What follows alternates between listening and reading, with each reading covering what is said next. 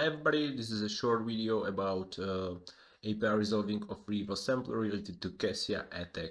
I found out this tweet from Hatching Triage, and I decided to record this video because I also found out that many researchers are doing the API resolving with help of IDAPro script, which basically takes some time, but I personally don't have anything against IDAPro script. I think that it's a must-have knowledge, but in this case it's not necessary and you can save some time. I will show you 3 different methods in IDAPro and one method when you don't have IDAPro using x64dbg and Scylla plugin. Basically, many ransomwares are have quite a simple algorithm for API resolving. They are doing something like hashing of API functions, and after the API resolving function, they will creating something what I call API function addresses array, which is a part of data section. So basically they are calling only one function and all API function addresses will be resolved.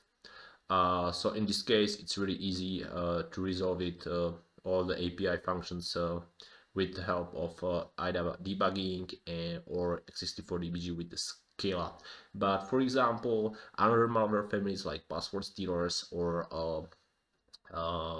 Trojans like for example passwords to Lockybot and Kport, they are doing it quite in different way. For example, Lockybot is basically resolving the API function only when it uses it. So for example, if it want to use create file w function, it will just call the API resolving function in some function and obtain the API function address for create file w, save it on stack and call it, and after return from this address from this function, basically it's gone. Yeah, the API function address is gone. So there is no hard code built in array of API function after one function call. So it's much harder to resolve this kind of malware families API function buildings, but in this case this is not the case. In this case of REvil sample, it's quite easy how we can do it. I will show you now. If you want to download the sample, the link, the sample is also available on VirusTotal, but you can download it from Hatching Triage, and also you can download it from Malware Bazaar. And the links to Malware Bazaar and Hatching Triage will be included below this video. So let's jump to IDA, but before I want to show you that here is my VM and I have prepared the sample here, and also the IDA, I will be using the IDA debug server for remote debugging. So let's run the IDA debug server and we can close it and go back to IDA here. And basically what you can see, we just drag and drop it to IDA. Okay, we will end on entry point. And first of all, I want to show you how you can find the API resolving function. So in this case, as I already tell you, the API resolving function will be creating some API function addresses array. So basically this creating should be one of the first function which will be called, because next function will be using this array to call the API function. So we have to search for the API resolving function in some of the first one functions which will be called. So let's jump to first function. I can also show you the decompile view with the IDA view and synchronize it with IDA. And also again the first one function, because you can see here is some already call to reference some dword data section. Okay, and here is the jump, and here you can see some loop, and basically this loop is looping over some dwords, which are part of array and in the data section, and basically this dword value go to this function as an argument. You can see the push, and the return value from EAX register is saved on the same location where before it was some dword value. So let's check the dword values, and you can see it's some kind of hashes. Basically, this should be dwords too, but they are not recognized with IDA because there is no direct reference to these values. But we can, it doesn't mean, basically if you see something like this, it means that there is no direct reference to call this API function addresses after the resolving. But it doesn't mean that the sample or the code is not using this functions. It does mean only that there is no direct reference. So how you can change it for all? You can see here that the loop is looping over 204 values. And okay, here, wow, here you can see it here that it's looping over 204 values of dwords. So let's do it like this to create all dwords from these not recognized bytes. Just mark the first one, right click array and write 204 array size, and you can see array element is 4 bytes, basically dwords. Uncheck this by indexes, uncheck create array because we want to only create dwords. Yes, yes, and that's all. Jump back.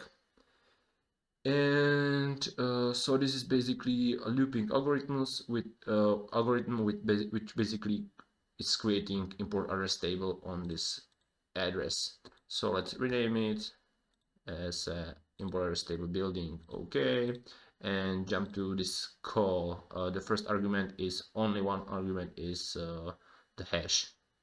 Yep, the hash, which will be after that overwritten with API function address. Let's jump to this. Here you can see the hash, and you can see something like this, that first one, at first it's modifying the hash value and saving to variable 1, and variable 1 is modified here too and saved to variable 18, and variable 18 is basically the modified hash value is compared with this return value from this function, and this should be calculated hash from the function name from export address table. You can see here that the code is processing the DLL because if you see something like this, these are very nicely and easily recognized offsets that this code is processing something like the DLL from the MZ header. It's looking for NT headers, export tables, export function names, and this is basically the loop which is performing hashing of export function names and comparing with the modified hash value. So we can rename it to API resolving. API resolving. And as I already tell you, this should be the hash. API hashing function. If you check that, yep, it's the hashing. Yep.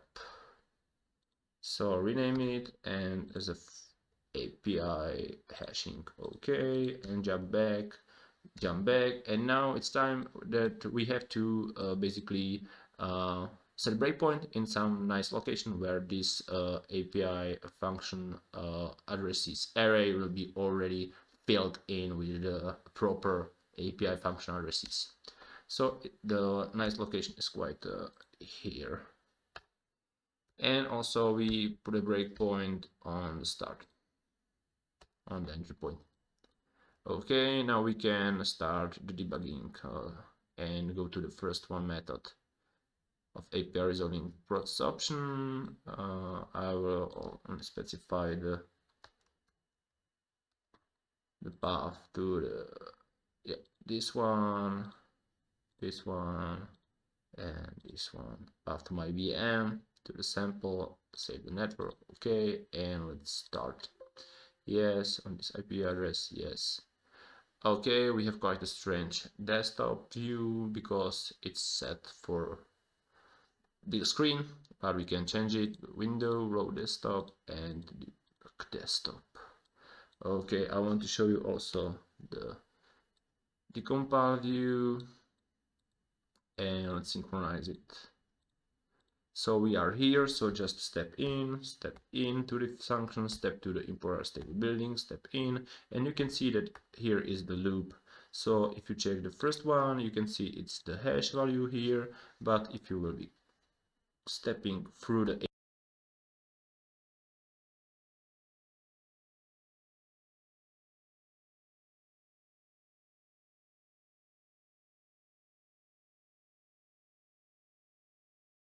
for the second one, and you can see that the second one is also pointing, and the others are hashes, but after the loop will be ending like 204 times, all API function addresses will be resolved.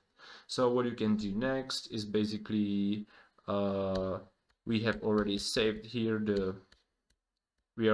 we already set here the breakpoint, so just continue to hit the breakpoint. Oh, this way. Yep, we hit the breakpoint. Just jump here, and check that all the reference dwords are already resolved as an API's function addresses. And the first one method is basically we will be using the IDA built-in script. We have to convert these dwords values to offsets that these values are pointing somewhere. Okay, how you can do that? Just mark the first one, go to edit, begin selection, and scroll to the last one. There are 204 you can see here, and here is the last one. Now you can do press O and apparent value. Okay, and you can see it's changed to offsets. Here it doesn't working, so press O.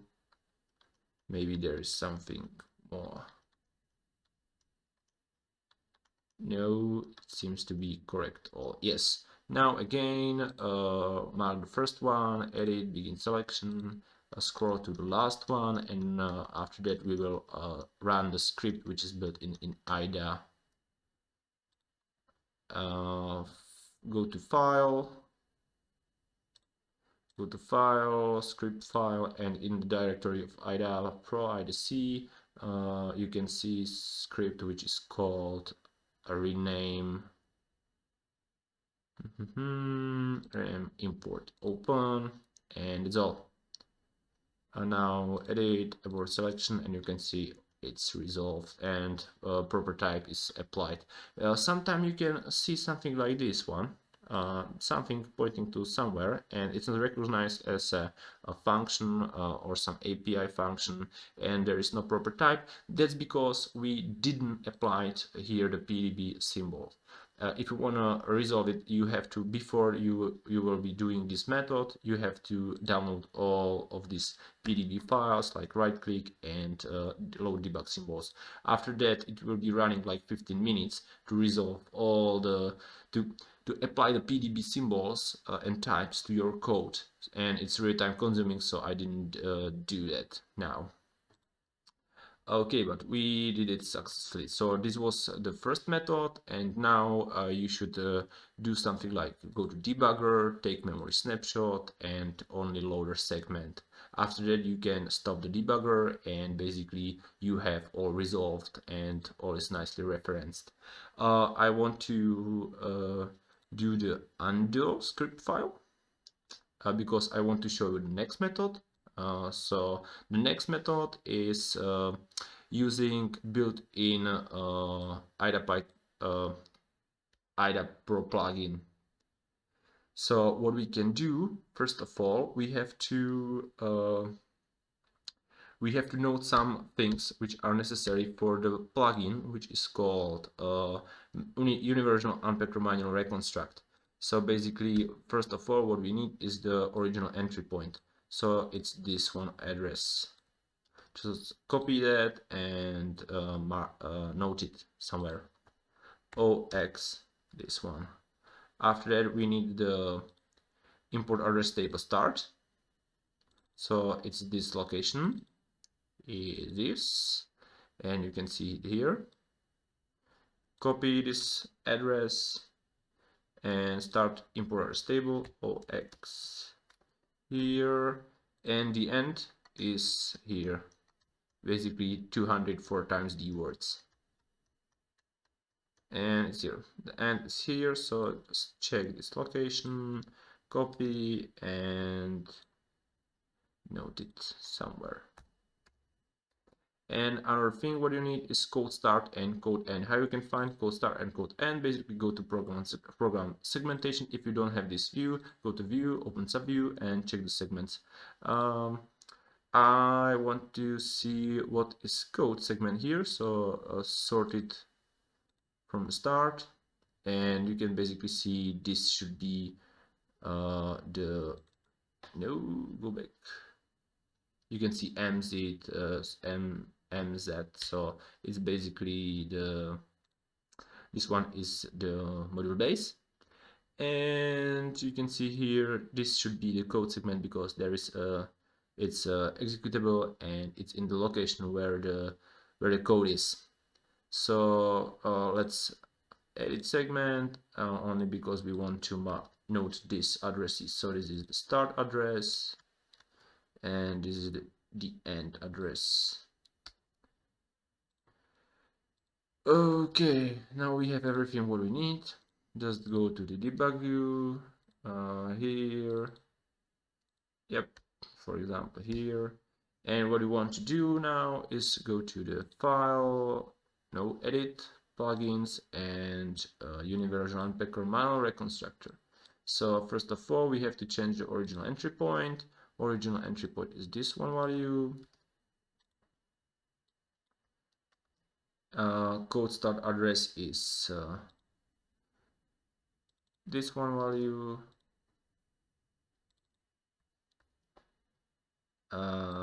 Yep, and this is correct. The code start, code end is correct, and import address table start address is this one value, and the end is this one value. And that's all. Press OK, and it should work. Yep, it's probably done. Do review. Nice. You can see that it's already renamed. If you check this, you can see the result. Nice. Very nice. The same issue as before. You have to apply the PDB symbols before, but it just takes too much time. Here, I don't want to show it now. So if you, for example, go to some code, which could be, for example, this one, maybe. You can see here already something resolved. Yep, nicely.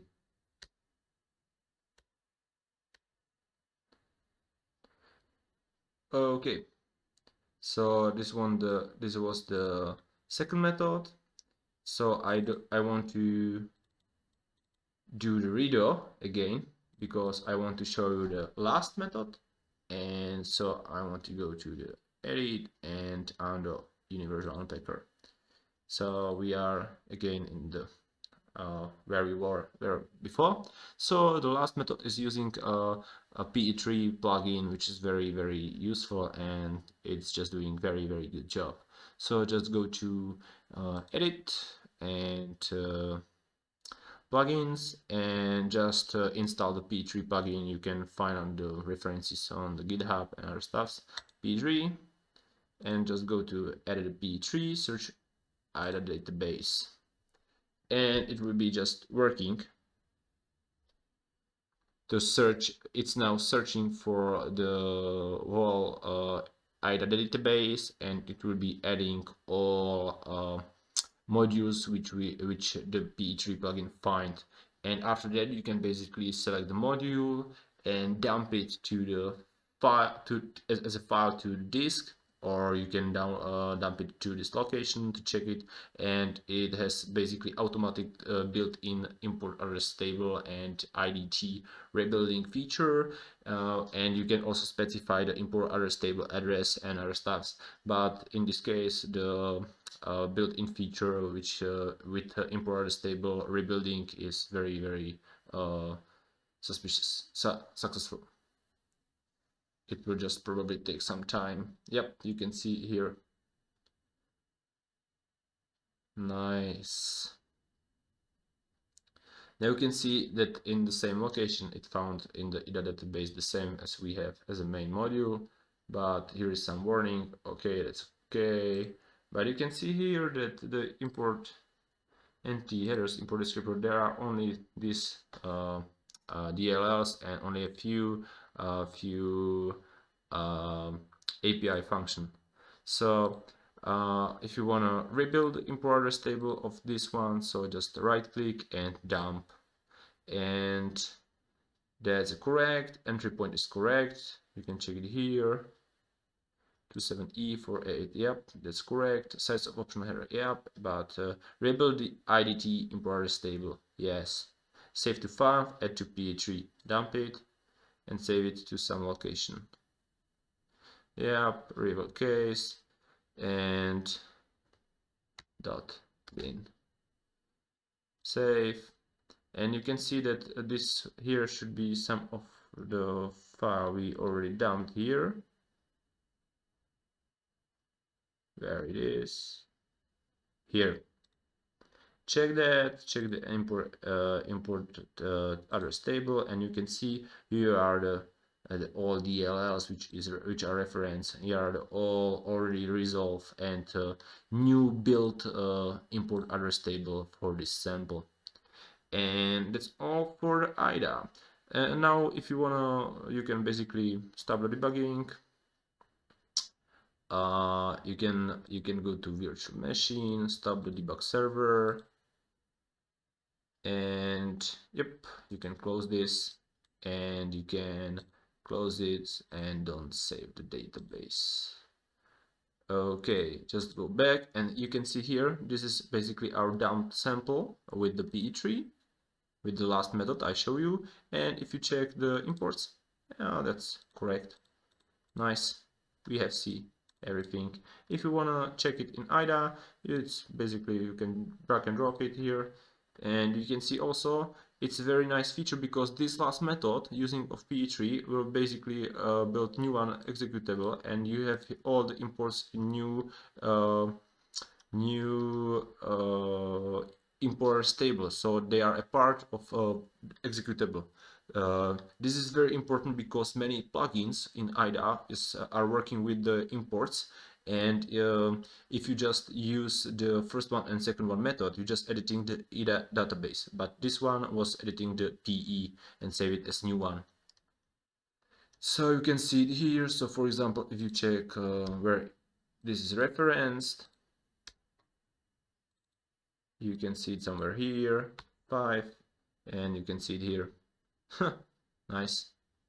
Basically what you can see, it's checking some languages, typical ransomware, and these are some values for the languages: get user default user interface and get system default user interface.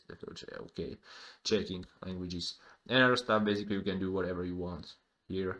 All is resolved, problem solved. And if you don't have IDAPro, I promise you that I will show you another solution. So just run x64dbg, drag and drop the sample here, and as I already show you, just go to the entry point. The entry point is okay. I hope that we are on the entry point. This one. and the point here. Yep. And basically what you can do now is to do the same as we did in the IDA. If you jump to this function, first one, jump to jump, and here is the loop. It's not a very nicely, you don't see it very nicely, but if you press G to graph view, you can see the loop here. Basically a loop over 204 D words. Okay. Now basically we want to set a breakpoint somewhere where these are already resolved. So go back, and after this jump is a nice place for the breakpoint. Yeah, already set it. Yep. So continue. And if you, after you hit this breakpoint, all the APIs will be nicely resolved. So for example, if you check this location for in this assembler, no, that's not what I wanted to do.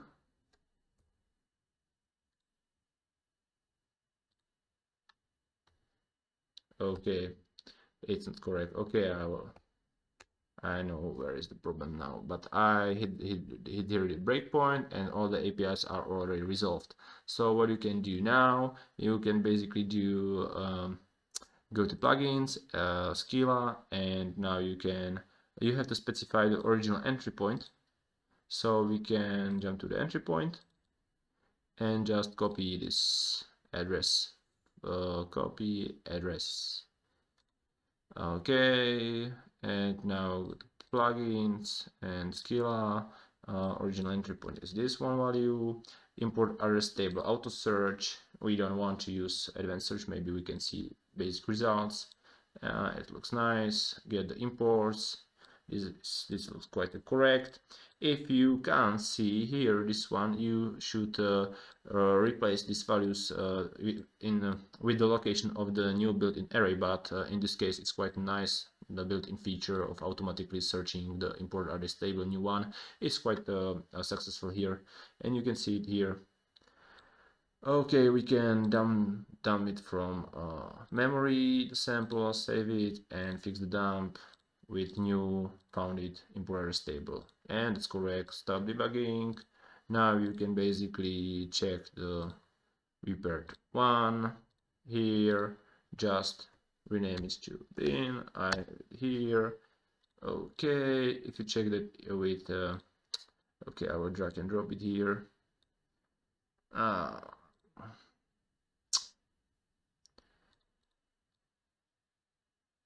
Here, and if you check that with Beaver, you can see imports. They look quite like messy, but everything is correct. Yeah. So if you want to check it in IDA, just drag and drop it here. Okay, and you can see here. Okay, we am on the entry point, and you can see immediately that here is exit code. So here should be exit code, all is nicely annotated with proper type. Nice IDA view, nice. So basically you can jump here and you can see, for example, here some addresses, co-initialize X, and other stuffs, co-initialize X. Nice. Yep, so basically you can go to imports, because basically Scylla will did the same as PE3, but I like the way the PE3 is doing from the IDA view as a built-in plugin. And you can see, for example, here should be maybe some manipulation with file. You can check it and basically go to reference, and here, for example, you can see that you have here already nicely applied and resolved all API function which are used in this REvil ransomware sample, which was part of Kaseya attack. And that's all. That's basically all. I hope I covered all I wanted to do, and thank you for watching, and I hope that you will try it and everything will be working okay. So see you next time.